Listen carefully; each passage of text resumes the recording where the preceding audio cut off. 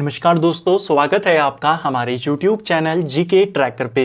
देखिए फ्रेंड्स, आज के वीडियो में हम करंट अफेयर के क्वेश्चंस को यहाँ पे कवर करेंगे। जैसा आप जानते हैं, हम महीनों में जो आपकी समसामयिकी आती है, मंथली मैगजीन्स, जिसमें आपकी प्रतियोगिता दर्पण होती है, ज्ञान दर्पण होती है, सक्सेस मिरर होती है, उनके समसामयिकी के जो प्रश्न होते हैं उनको डिटेल में यहाँ पे कवर करते हैं। लगभग हर महीने हमारी इसकी क्लासेस आती हैं। आज की क्लास में जो आपकी लेटेस्ट प्रतियोगिता दर्पण है नवंबर माह की, उसके करंट अफेयर को, उससे सिलेक्टेड क्वेश्चंस को हम यहाँ पे कवर करेंगे। इसमें आपके पिछले 2 से 3 महीने के जो इंपॉर्टेंट घटनाएं घटी हैं उनके क्वेश्चन आपको देखने को मिलेंगे। अगर आप 2024 के अलग अलग महीनों की जो मंथली मैगजीन्स हैं उनके समसामयिकी के सवालों को देखना चाहते हैं तो अलग से प्लेलिस्ट बनी है, डिस्क्रिप्शन में उसका लिंक है, कमेंट बॉक्स में उसका लिंक है, आप वहां से देख सकते हैं। तो चलिए दोस्तों, आज की क्लास को शुरू करते हैं।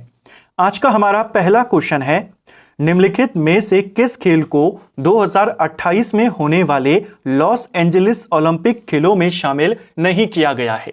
देखिए, जो अगले ओलंपिक खेल होने हैं वो कहां पर होने हैं? लॉस एंजलिस में होने हैं, यानी अमेरिका के अंदर होने हैं।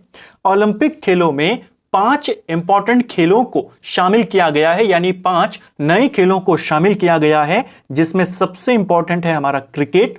इसके अलावा बेसबॉल को इसके अंदर शामिल किया गया है। बेसबॉल के साथ फ्लैग फुटबॉल को यहां पर शामिल किया गया है। फ्लैग फुटबॉल के साथ लैक्रोस को यहां पे शामिल किया गया है और साथ में आपका स्क्वैश। इन 5 खेलों को लॉस एंजलिस के जो ओलंपिक खेल हैं उनमें शामिल किया है। क्रिकेट है, बेसबॉल या सॉफ्टबॉल, आपका फ्लैग फुटबॉल, लैक्रोस और स्क्वैश। तो इसमें T20 क्रिकेट है, स्क्वैश है, फ्लैग फुटबॉल है, कबड्डी इसमें शामिल नहीं है। ऑप्शन बी सही उत्तर होगा। ओलंपिक की हिस्ट्री में यह दूसरा ओलंपिक होगा जिसमें क्रिकेट को शामिल किया जाएगा। इससे पहले जो 1900 ईस्वी में ओलंपिक्स हुए थे पेरिस के अंदर, वहां पर क्रिकेट शामिल था। उसके बाद अब कब होगा? 2028 के ओलंपिक में। नेक्स्ट है, भारत के राष्ट्रपति द्वारा नवनियुक्त राज्यपालों के संदर्भ में निम्नलिखित में से कौन सा युग्म सही सुमेलित नहीं है? देखिए, हाल ही में भारत की राष्ट्रपति द्रौपदी मुर्मू के द्वारा 9 राज्यों में राज्यपालों की नियुक्ति करी गई। कुछ को परिवर्तित किया गया, कुछ नए राज्यपाल यहां पर बनाए गए। वे 9 राज्यों में किसको कहां बनाया गया, उसके 4 युग्म दिए हैं। कौन सा गलत है आपने बताना है। देखिए, राजस्थान की बात करें, राजस्थान का जो राज्यपाल है वो हरिभाऊ किशनराव बागड़े को बनाया गया है, ये आपका सही है। केवल उन 9 राज्यों की बात करेंगे जहां पर नए राज्यपाल आए हैं। पंजाब की बात करें, जो कलराज मिश्र हैं, ये पंजाब के राज्यपाल नहीं हैं। पंजाब के राज्यपाल यहां पर गुलाब चंद कटारिया को बनाया गया है। तो जो गुलाब चंद कटारिया हैं ये बने हैं पंजाब के राज्यपाल, न कि कलराज मिश्र। तो सेकंड वाला कथन आपका गलत है। तेलंगाना की बात करें, तेलंगाना में जिष्णु देव वर्मा को यहां पे राज्यपाल बनाया गया है, सही है। महाराष्ट्र की बात करें तो सीपी राधाकृष्णन ये महाराष्ट्र के राज्यपाल बने हैं, ठीक है। इसके अलावा 5 राज्य जो और हैं जिनमें परिवर्तन हुआ है, उसमें आपका सिक्किम आता है। ओम प्रकाश माथुर ये सिक्किम के राज्यपाल बने हैं। इसी प्रकार मेघालय में भी राज्यपाल परिवर्तित हुए हैं। CH विजय शंकर मेघालय के राज्यपाल बने हैं।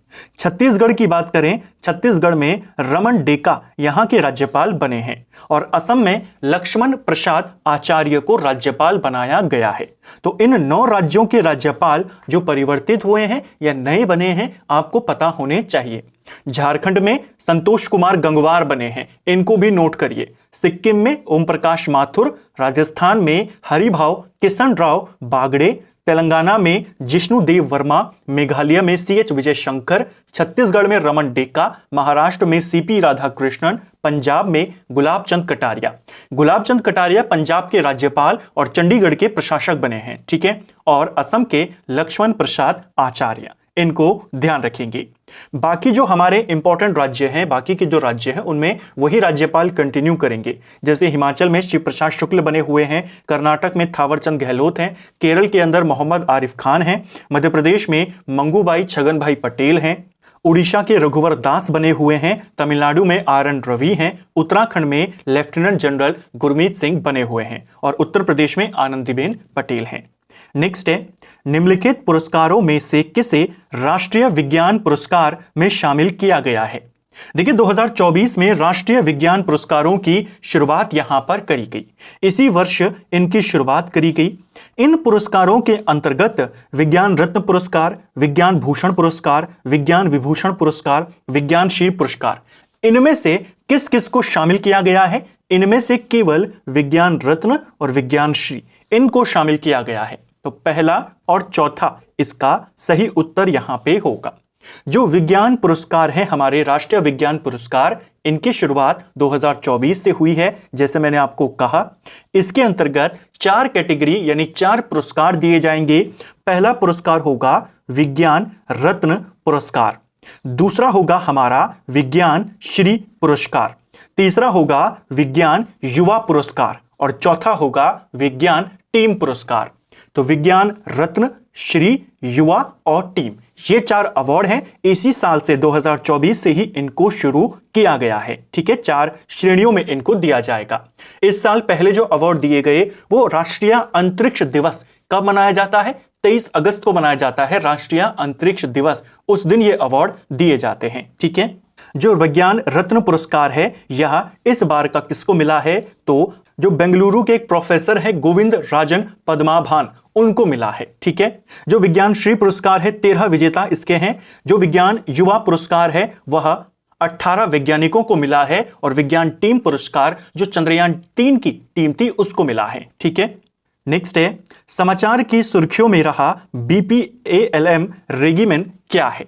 तो देखिए BPALM की बात करते हैं। ये आपके एक मल्टी ड्रग रेजिस्टेंट टीबी के उपचार की एक नई दवा है। ऑप्शन बी इसका सही उत्तर होगा। ठीक है, देखिए जो ये BPALM है 4 दवाइयों का एक पूरा ग्रुप है, जिसमें बी से आपकी बेडाकुलिन आती है, पी से आपकी प्रेटोमानिड आती है, एल से आपकी लिनेजोलिड आती है और एम से आपकी मोक्सीफ्लोकासिन आती है।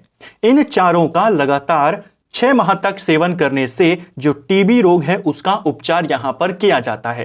तो टीबी की दवाइयां हैं जो नई दवाइयां हैं टीबी के लिए यानी क्षय रोग के लिए। तो ऑप्शन बी सही उत्तर है। इससे पहले जो दवाइयां चलती थी टीबी के लिए उनका जो कोर्स होता था वो 20 महीने तक का होता था। अब ये नई दवाइयां हैं जिन्हें BPALM कहा गया है। 6 महीने का कोर्स है, 6 महीने लगातार लेने से इससे टीबी से छुटकारा मिल सकता है। पेरिस पैरा ओलंपिक 2024 में भारतीय प्रतिभागियों ने कुल कितने पदक जीते? देखिए पेरिस पैरा ओलंपिक की बात कर रहा है, नॉर्मल ओलंपिक की बात नहीं कर रहा है, वो ज्यादा चर्चा में रहता है। ये बात कर रहा है पेरिस पैरा ओलंपिक की। 8 सितंबर को इन खेलों का समापन हुआ था। पेरिस पैरा ओलंपिक खेलों में भारत ने अब तक का सबसे बेहतर प्रदर्शन किया अपना और टोटल 29 मेडल यहां पर हासिल किए।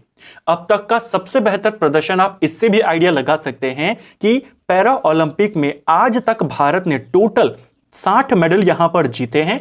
इन 60 में से 29 मेडल इसी पैरा ओलंपिक में जीते हैं। ठीक है, इन 29 मेडल्स में से भारत ने 7 गोल्ड मेडल यहां पर अपने नाम किए। इसके अलावा 9 सिल्वर मेडल अपने नाम किए और 13 यहां पर ब्रॉन्ज मेडल अपने नाम किए। ठीक है, टोटल भारत ने कितने मेडल जीते? 29 मेडल जीते। पदक तालिका में भारत 18वें नंबर पे रहा था। 29 मेडल्स के साथ भारत जो मेडल टैली थी उसमें कौन से नंबर पे रहा? यह सवाल भी बनता है। 18वें नंबर पे। पहले नंबर पे चाइना रहा जिसने टोटल 220 मेडल्स जीते। दूसरे नंबर पे ब्रिटेन रहा, उसने 124 मेडल जीते। तीसरे नंबर पे अमेरिका रहा जिसने 105 मेडल टोटल यहां पर जीते। भारत 18वें पे रहा। ठीक है, नेक्स्ट है पेरिस पैरा ओलंपिक 2024 में भारतीय प्रतिभागियों ने किस वर्ग की प्रतिस्पर्धाओं में स्वर्ण पदक जीता? जैसा मैंने आपको कहा भारतीयों ने 7 गोल्ड मेडल यहां पर जीते। टोटल हमने 29 मेडल जीते जिसमें 13 ब्रॉन्ज थे और 9 आपके सिल्वर थे। लेकिन सबसे ज्यादा सवाल गोल्ड को लेकर बनते हैं। भारत ने टोटल 7 गोल्ड मेडल यहां पर जीते, जिसमें से एथलेटिक्स में भारत ने 4 गोल्ड मेडल जीते, बैडमिंटन में 1, निशानेबाजी में 1 और तीरंदाजी में 1। तो टोटल ये थे आपके 7 गोल्ड मेडल। तो इन सभी खेलों में जीता ऑप्शन डी इसका यानी उपरोक्त सभी इसका सही उत्तर यहां पे होगा। ठीक है, एथलेटिक्स में जैसे मैंने कहा कि हमने 4 गोल्ड मेडल यहां पर जीते, तो इनके विजेताओं के नाम पूछे जा सकते हैं। ऊंची कूद में प्रवीण कुमार ने गोल्ड मेडल जीता, जेवलिन थ्रो में नवदीप सिंह और सुमित अंतिल ने गोल्ड मेडल जीता और क्लब थ्रो में धर्मवीर सिंह ने गोल्ड मेडल जीता। ये थे एथलेटिक्स के 4 गोल्ड मेडल। बैडमिंटन की बात करें तो बैडमिंटन में नीतीश कुमार ने गोल्ड मेडल जीता। निशानेबाजी की बात करें तो अवनी लेखरा ने यहां पर गोल्ड मेडल जीता और तीरंदाजी की बात करें हरविंदर सिंह ने यहां पर गोल्ड मेडल जीता। तो पेरिस पैरालंपिक में हमने कितने मेडल जीते, किस किस वर्ग में जीते, उसको हमने यहां पर जाना। नेक्स्ट है हमारा, भारत सरकार द्वारा गठित 23वां विधि आयोग किस दिनांक से प्रभावी है। देखिए 22वां जो विधि आयोग था उसका कार्यकाल बढ़ाया गया था, उसका कार्यकाल 31 अगस्त 2024 तक के लिए बढ़ाया गया था, जो डेट अब जा चुकी है। तो 22वां जो विधि आयोग था वो अब हमारा समाप्त हो चुका है उसका कार्यकाल।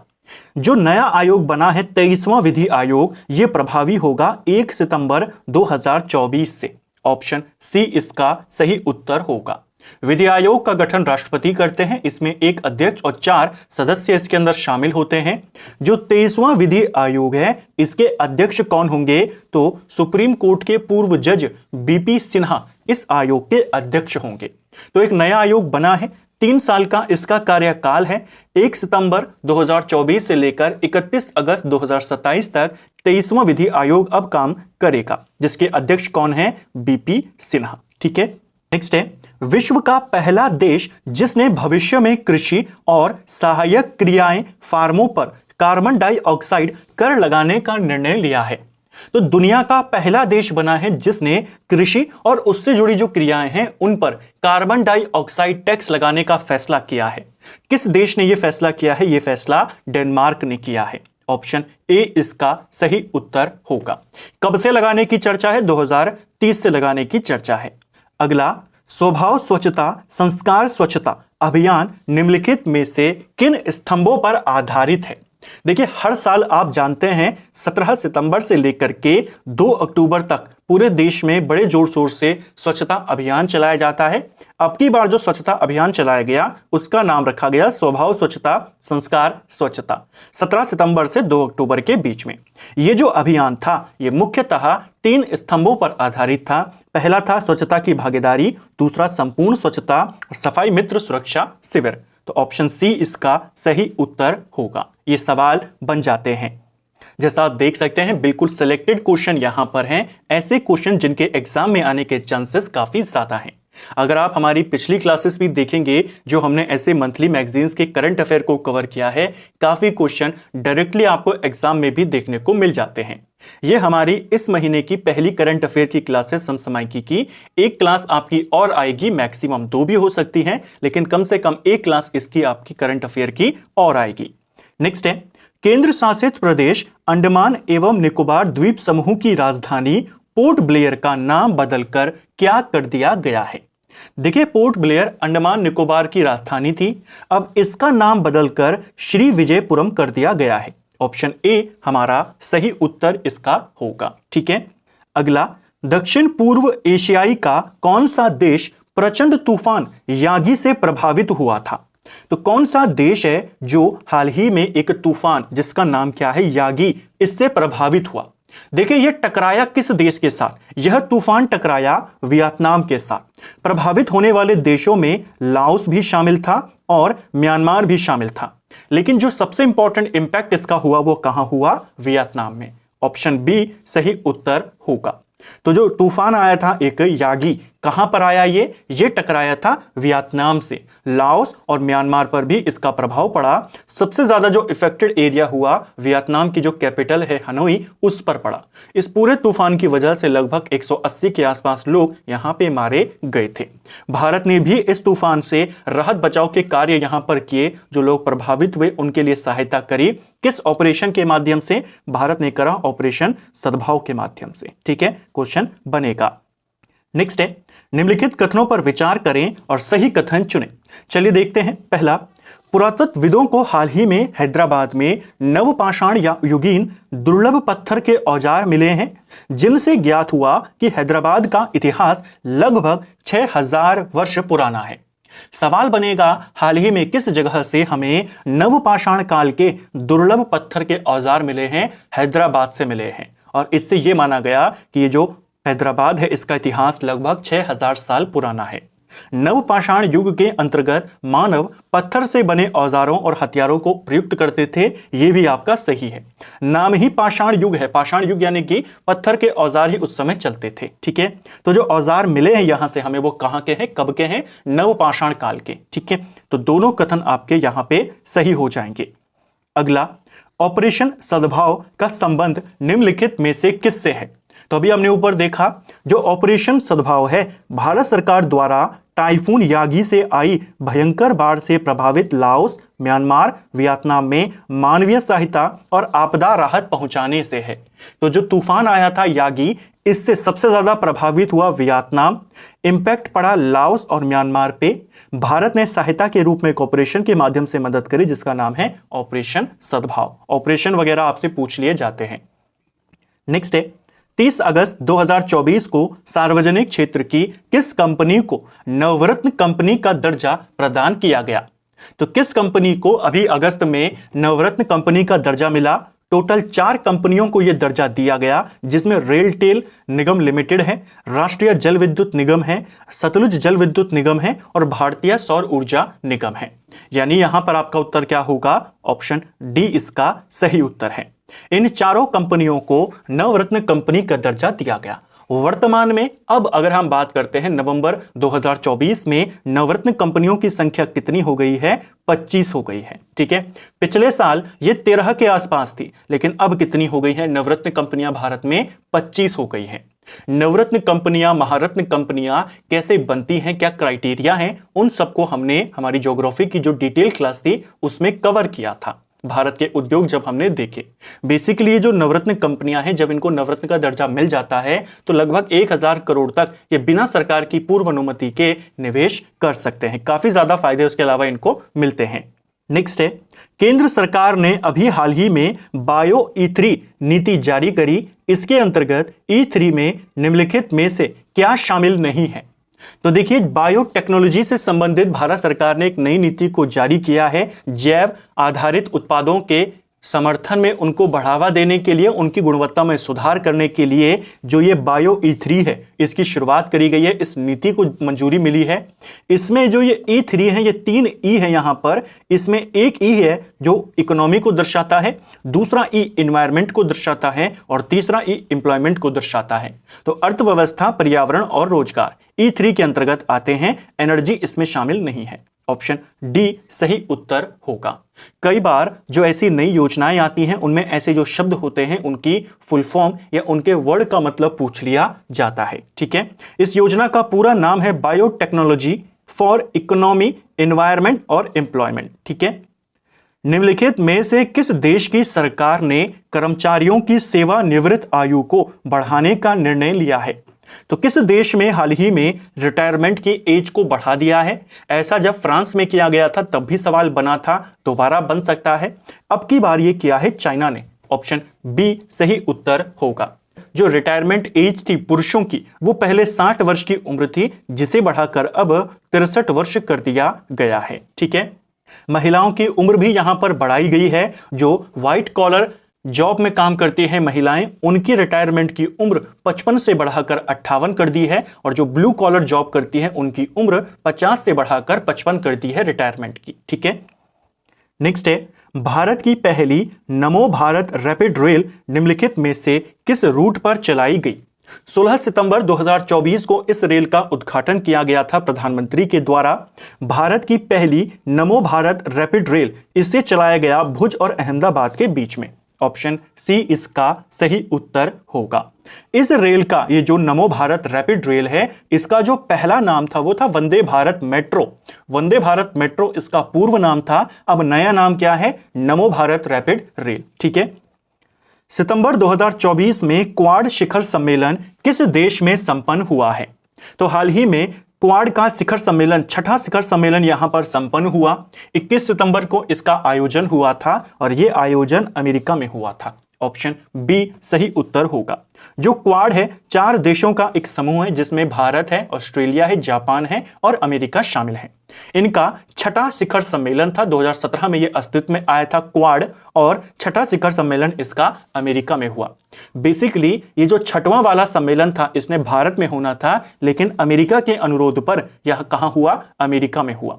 जो अगला क्वाड का शिखर सम्मेलन होगा 2025 में, वो कहां होगा? वो भारत में होगा, 7वां शिखर सम्मेलन। ठीक है, क्वेश्चन बनता है आपके पास, ये जो क्वाड है इसे बनाने का जो विचार था वो किसका था? तो जापान के जो पूर्व प्रधानमंत्री रहे हैं शिंजो आबे, उनका था। 2007 में इसकी औपचारिक तौर पर स्थापना करी गई, लेकिन उस समय ऑस्ट्रेलिया इसमें शामिल नहीं हुआ। 2007 में शामिल हुआ, 2008 में इससे बाहर हो गया।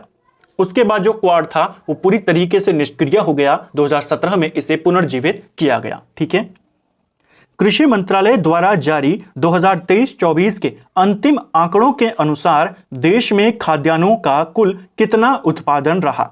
ये सवाल भी पेपर में पूछे गए हैं। इस प्रकार के खाद्यान्नों का कुल उत्पादन पूछा जाता है। कुछ एग्जाम में तो गेहूं का, चावल का, मक्के, गन्ना, इनका भी पूछ लेता है। तो कृषि मंत्रालय ने 2023-24 के अंतिम आंकड़े जारी कर दिए हैं कृषि से संबंधित। इसके अनुसार खाद्यान्नों का कुल उत्पादन देश में 2023-24 में 332.30 मिलियन टन रहा। ऑप्शन सी इसका सही उत्तर होगा। अगर हम इसे हिंदी में लाख में लिखें तो 3,322.98 लाख टन भारत में कुल खाद्यान्न का रहा।